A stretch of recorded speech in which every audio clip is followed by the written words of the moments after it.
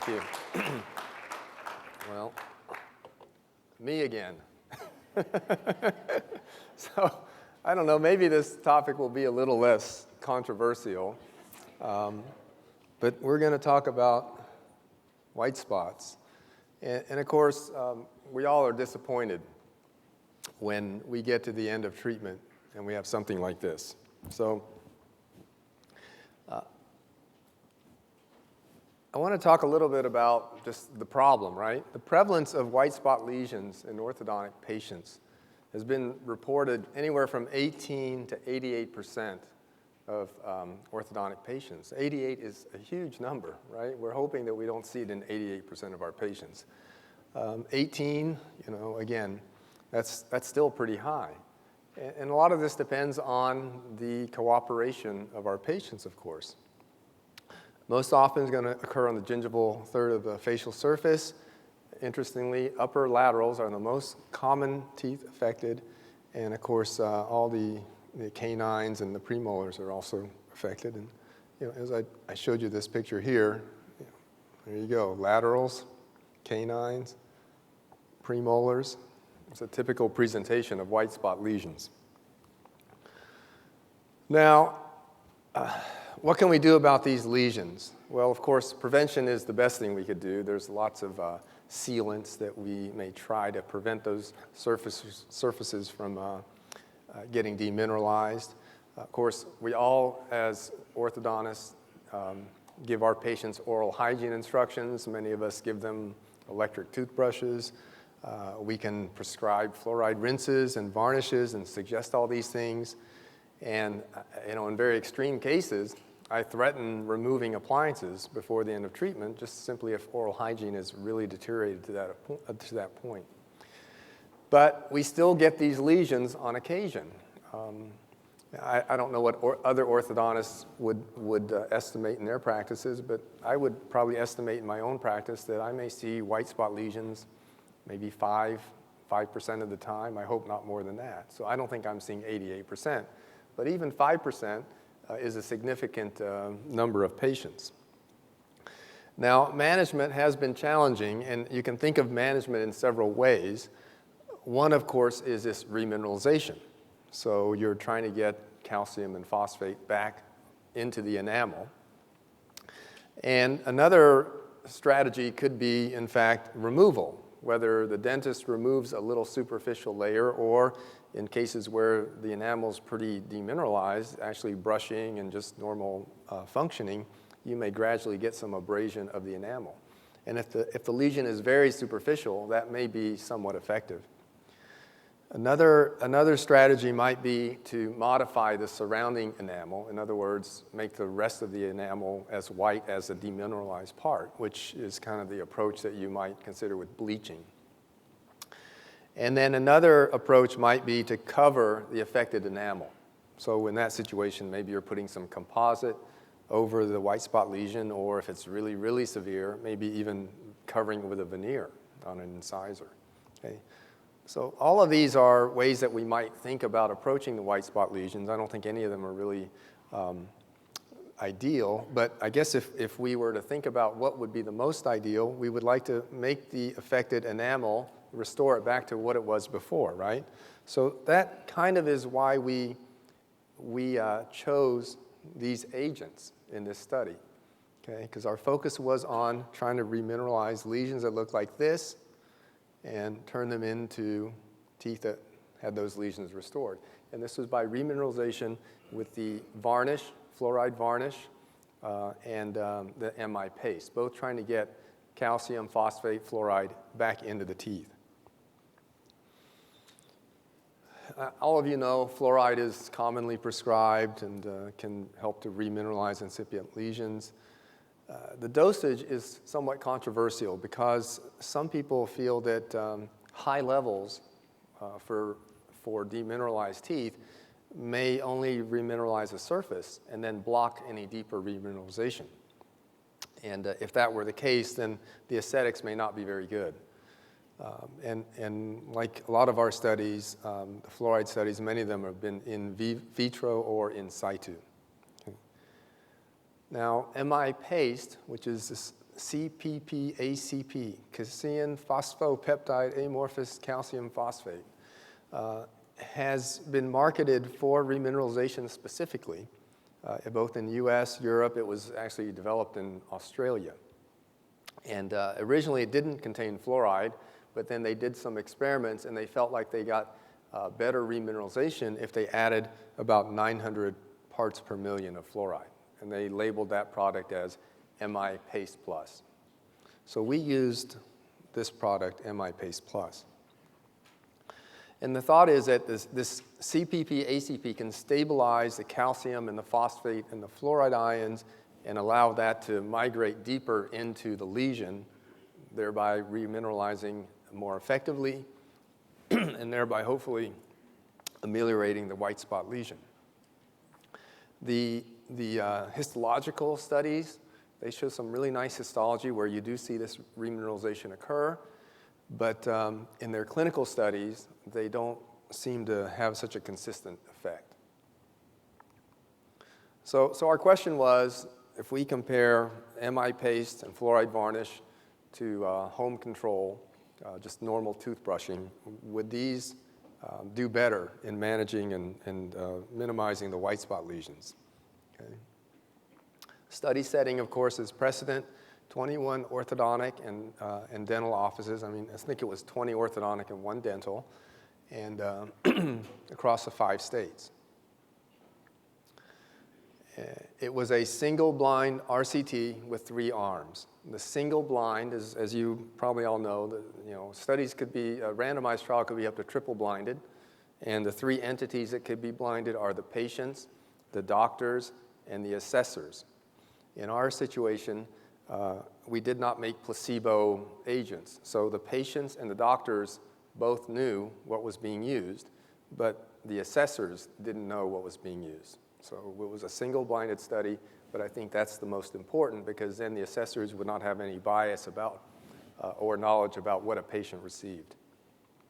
So the 3 arms, as I mentioned, the MI Paste Plus, it was an 8-week supply, and they were given this twice a day to be applied at home.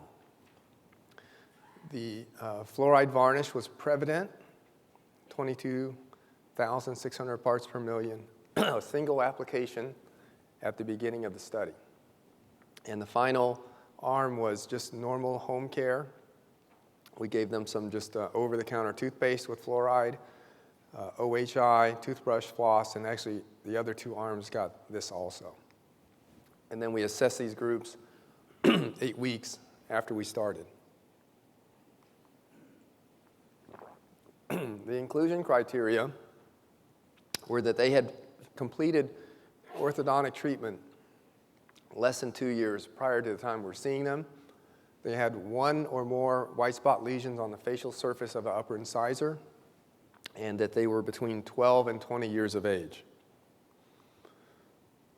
They were excluded if they were not willing to be randomly assigned, had abnormal conditions, including milk allergy, and if they had any treatment already for white spot lesions, we'd exclude them.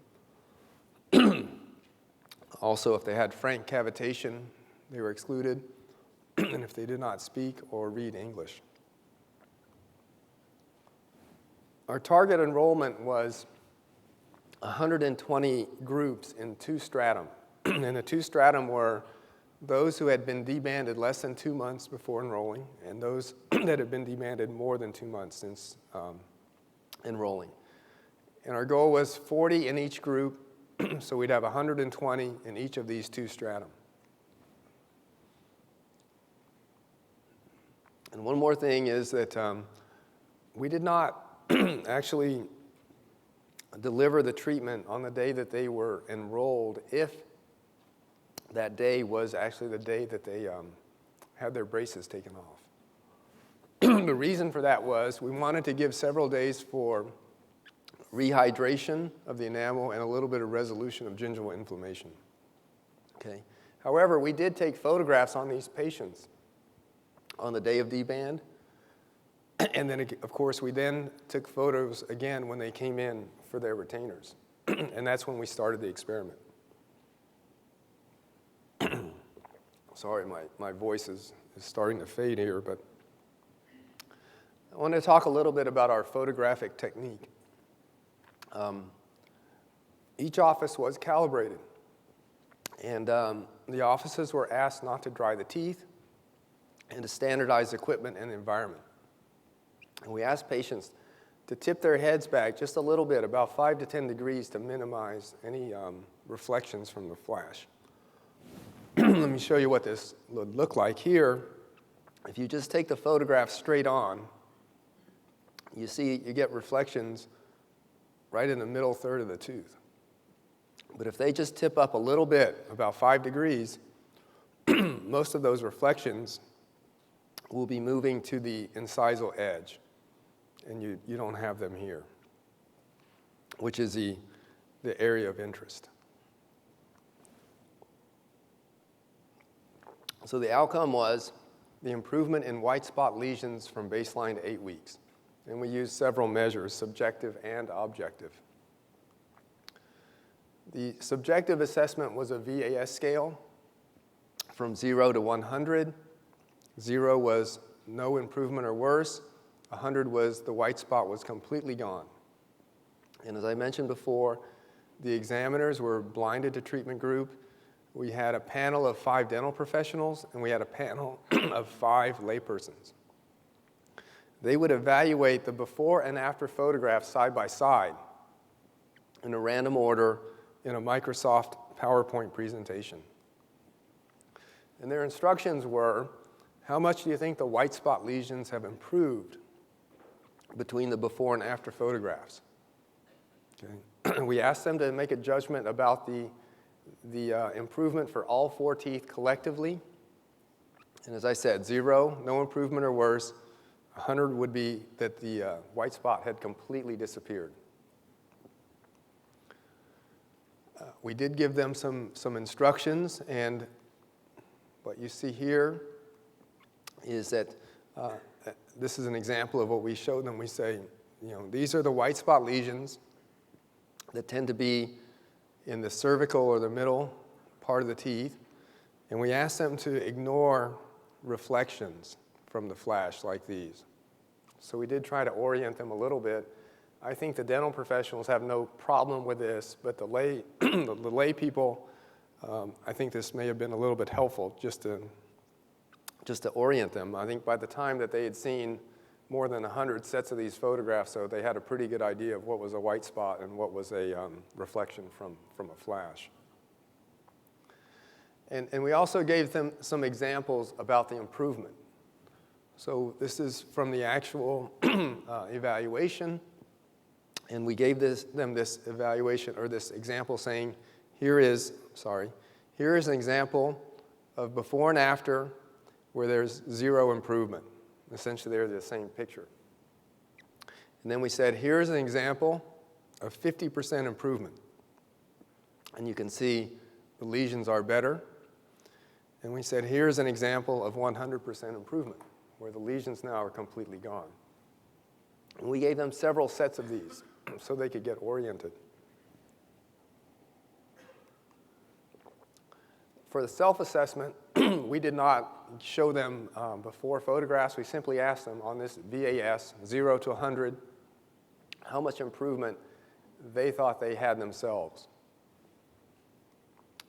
And then finally, we had an objective assessment. And the way we did this was to measure the surface area of the white spot lesions on every tooth, and then the total surface area of all those 4 incisors, and just divide those 2. So it was a percent area affected by white spot lesions. For our statistical analyses, we had, for the panels, we used their median value from each subject and then calculated an overall mean. For self-assessment, we simply used the average value. And for the objective assessment, we used a change in percent of the tooth affected by the white spot lesion from T1 to T2. A little bit of reliability data that we did for the panels. The dental professionals, they measured 18 sets of photographs twice. The mean difference was about 2%. The laypersons was only about 1%. The correlation between the first and second measurements was quite good. And also the mean square error for the dental professionals, about 6%, about 11% for the lay people. So we felt that the measurement was reliable and valid. And here is just a graph showing you the scores for the dental professionals and the scores for the lay people. And relatively speaking, as the dental professionals think the improvement is better, so do the lay people. The correlation is 0.712. Lay people did tend to score a little bit higher than the dental professionals. And I think that's been shown in many studies before that the dental professionals are a little bit more discriminating. Okay, well, overall enrollment, in the less than 2-month stratum, 115 subjects completed the study. In the greater than 2-month stratum, we only had 25 subjects complete the study. And I think the biggest problem in recruiting in this stratum was the fact that if you had a patient who had white spot lesions, almost all of us were going to prescribe something for those lesions. And so we couldn't find patients who were out of treatment more than 2 months that didn't have some kind of therapy already suggested to them. So that was a very difficult group to compile. And then, as I mentioned, the people who we enrolled on the day of D-band and then got a photograph the day that we started the experiment. This is a T0 to T1 time. We actually had 34 subjects in that group. Okay. Right now, what I like to do first is just focus on the less than 2-month stratum, because that's where we have the majority of our data. And probably this is the group that you're most interested in. When somebody gets their braces taken off, they got white spot lesions, what should we do? Here's our flow chart. 135 randomized, MI paste, 45 were assigned, 42 for varnish, 48 for home care. After the 8-week period, we lost 11, 2, and 7. And the final analysis, 34 MI paste, 40 in varnish, 41 in home care. Later, I'd like to ask the orthodontists why they thought we lost more, it seems like in the MI paste group. Baseline characteristics, basically the randomization was very effective in creating groups that were equal. If you look at the age, 14 and a half, 14 and a half, 14 and a half. The gender, 44%, 58, 51. And then if you look at the race, no big differences there. Here is severity. Number of teeth affected by white spot lesions, 1 through 4, 3.3, 3.2, 3.1. Percent surface area affected, 11, 11, 11. Oral hygiene, this was roughly the same for all 3 groups. And weeks from orthodontic appliance removal to enrollment in the study, 1 week, 1 week, 1.5 weeks, okay? So the groups really were very well matched. Again, just to stress, baseline characteristics not different, number of teeth affected and severity not different. About 50% had poor oral hygiene in all 3 groups. You might expect that. That's why they're in the study. They got poor oral hygiene, right? And then time since debanding and follow-up time was not different, okay? All right, this is the big slide right here. Improvement scores by treatment group. Here's MI paste plus column, varnish, and then normal home care.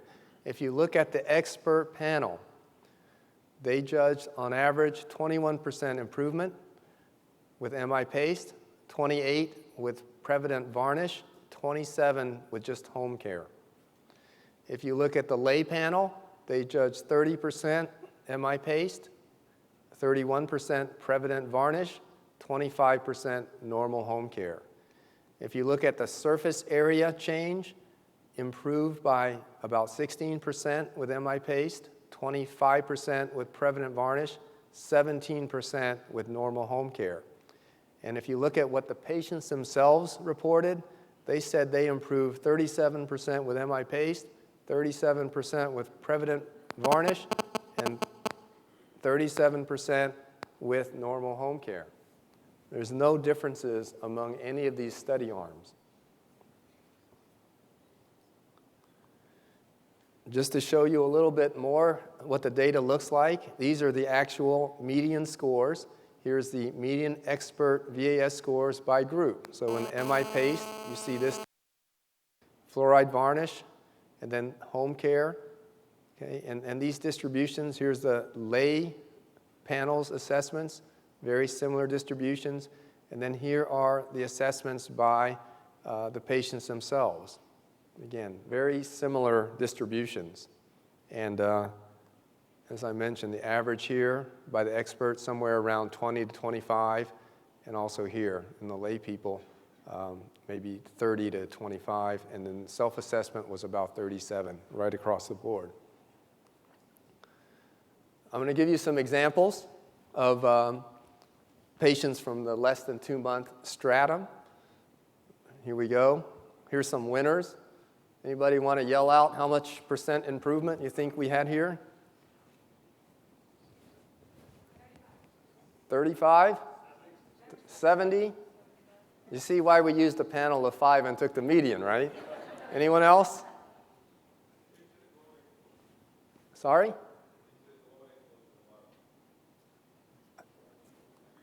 I can't hear. The lower, okay. So, you know, these are the ones we got back, okay? So anyway, this is home care. 72% improvement judged by the professionals, 82% improvement judged by the lay panel. Just home care. How about this one? Anybody? 80%? Sound good? This is MI paste. 79% improvement by the professionals, 81% by the lay panel. How about this one?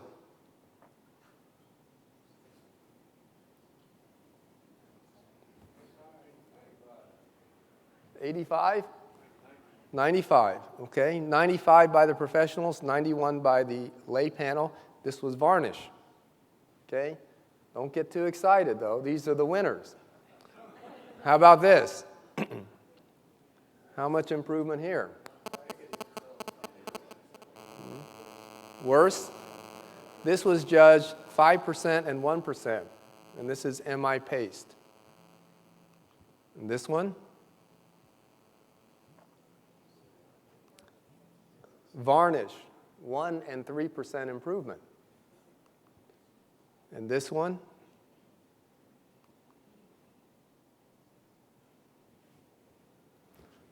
Not very good, right?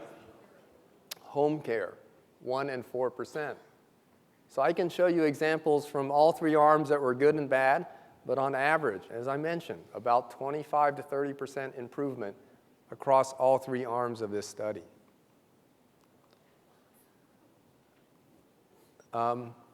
We kind of looked at whether initial severity might have been a factor. And I don't know that there's a whole lot here, but if you were to take out these 2 spots here, you might have some sense that as the initial severity was worse, you got less improvement. Because, you know, these spots, there tends to be a decreasing slope here. But we haven't really done any formal statistics on this. The other thing we looked at was, what about time since debanding? Maybe that's a factor. And again, I'm just showing you the data. We still have to do some more analyses. But if you look, only those that were very recently debanded had improvements over 60%. Okay? But they were from all 3 groups. And another thought was, well, what about this MI paste? You know, that's the group where they have to keep using it every day, twice a day, over the 8-week period. What about compliance? So we looked at compliance for the MI paste groups, and what you see here is, you know, the number of times per day times days per week. So if they were using it perfectly, it would be 14. If they use it none, of course, is 0. And what you see here is, regardless of whether they're using it 14 times every week or 7 times or 3 times, there's not really any clear trend that the compliance with MI paste was making a huge difference in the amount of improvement they had. Okay, this was the expert evaluation. And here's the layperson evaluation, essentially showing the same thing, that the compliance was not really related to the amount of improvement. Now, as far as discussion goes, the objective and the subjective assessments are in agreement. Our multi-site study, I think, certainly improves the generalizability of this result. This is not just one group saying they found this. This is, 20 offices. Our patient characteristics were similar at the outset. And what we'd like to do is, some people did improve quite a bit. And I think it's important if we can try to determine which patients might be the ones that could show the most improvement, or what factors were important in the improvement. I mentioned earlier already about the difficulty in collecting the 2-month sample, and even the TO to T1 sample was somewhat challenging just because orthodontic practices are busy. And as far as next studies go, I've already been approached by the people who manufacture this Icon infiltration material, and they're very interested in trying this infiltration technique where you etch out the enamel and then infiltrate this low viscosity resin and cure it. So they're very interested in that. And of course, we really want to prevent it. So we'd like to conduct another trial and try to prevent white spot lesions if we could. The conclusions from this part of the study: patients who had braces removed less than 2 months prior to the time that we initiated the study do not demonstrate that MI Paste Plus or fluoride varnish are any more effective than just normal home care with a fluoride toothpaste, over an 8-week period. Now, I think I have a few minutes because we started a little bit late, so I'm going to talk a little bit about the data from the greater than 2-month stratum, just so you have a flavor of what we found here. The numbers we have are not large, We randomized 35. We allocated pretty evenly, but when we got down to the final analyses, we only had 7, 9, and 9. I don't know if it's just coincidentally or not, but again, the MI Paste had the largest number that were lost to follow-up. So, with numbers like this, 7, 9, and 9, you're not going to put a lot of weight into the separate groups. But I think collectively is what I'd really like to kind of demonstrate.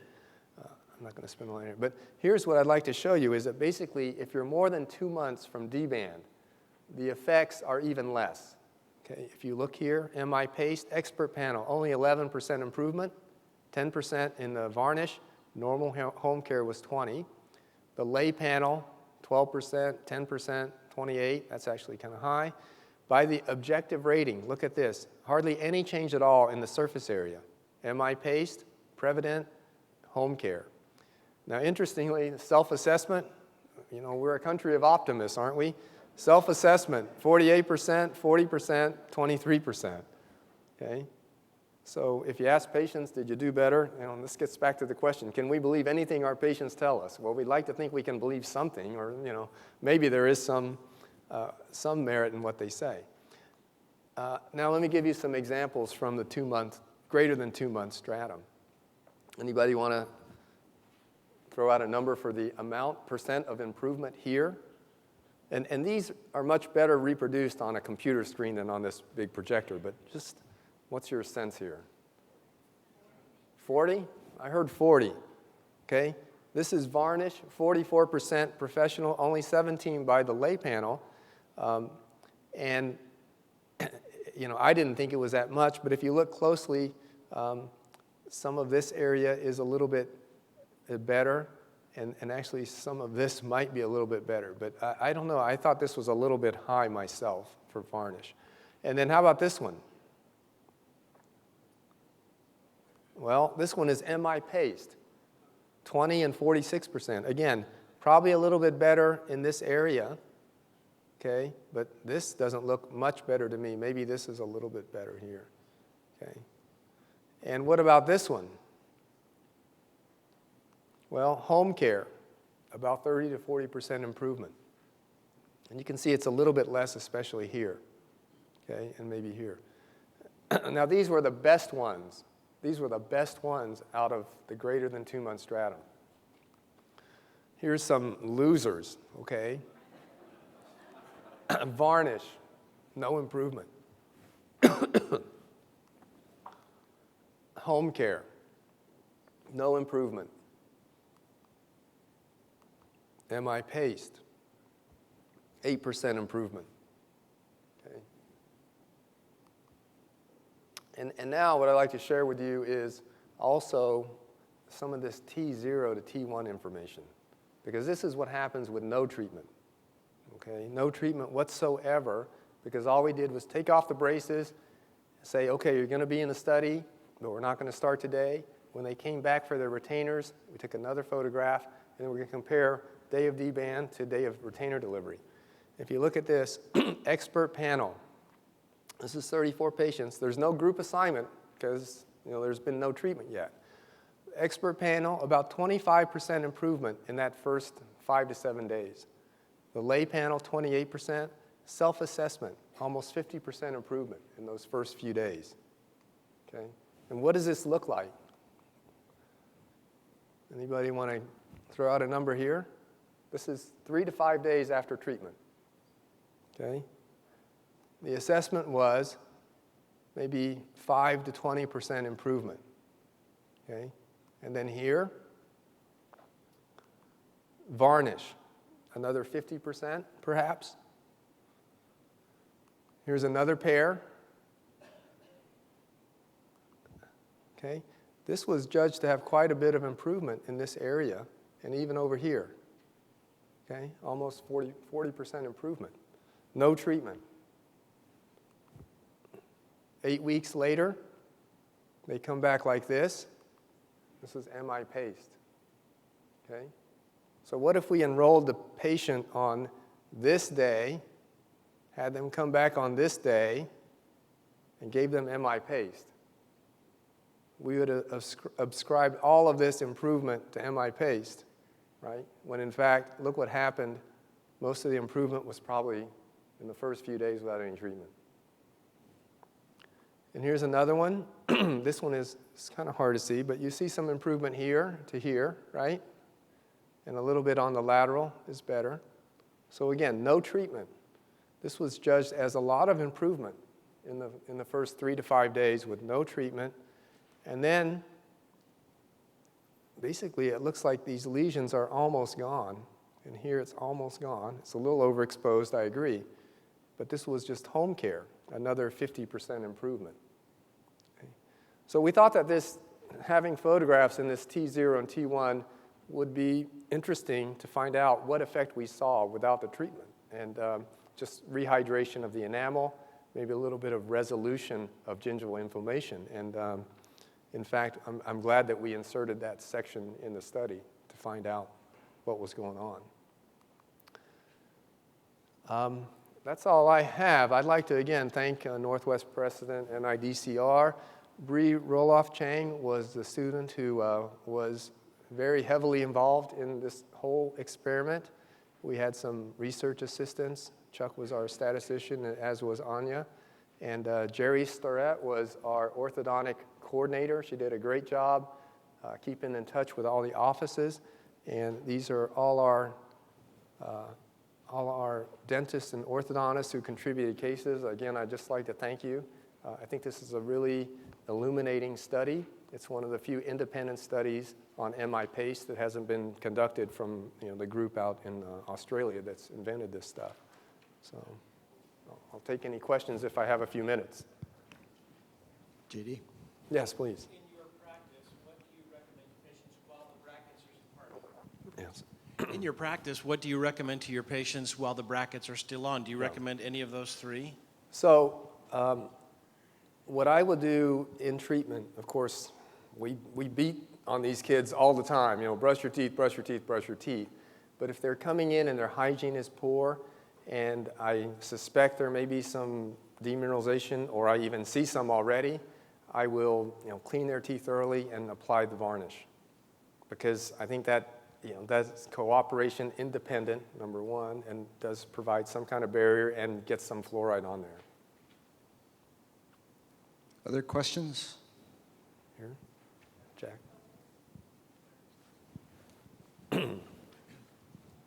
So have you considered preconditioning the teeth prior to bracket placement? Preconditioning with?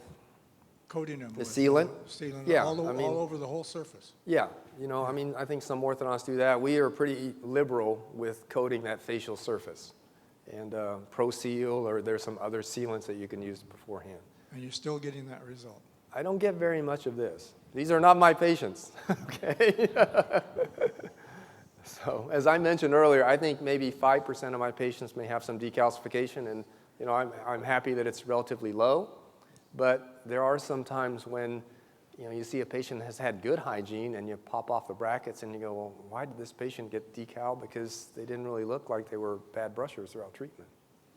I think there's another question. I was wondering, two questions. One, Yes. if maybe a salivary test of some kind would help shed light on that, how much, whatever, similar to what we did earlier in the studies. Right. And two, if something like fluorescence would be a more objective measurement of the white spots. Yeah, the fluorescence, and maybe if Joel is here, he can talk about this, but the fluorescence, I would very much like to use fluorescence. There's a couple reasons why we didn't. Number one was it was in all these offices. So we obviously didn't have the funds to purchase these instruments for all the offices, but it's a good thought. And the second is, again, the fluorescence value will not have meaning to a patient. Okay? If you tell them, well, your fluorescence indicates that your teeth look better. What they really want to know is, well, do my teeth really look better? And that's why we chose to use this visual analog scale with the photographs, because we felt that was the most patient-centered outcome. Do people really think their teeth look better? Okay, last one.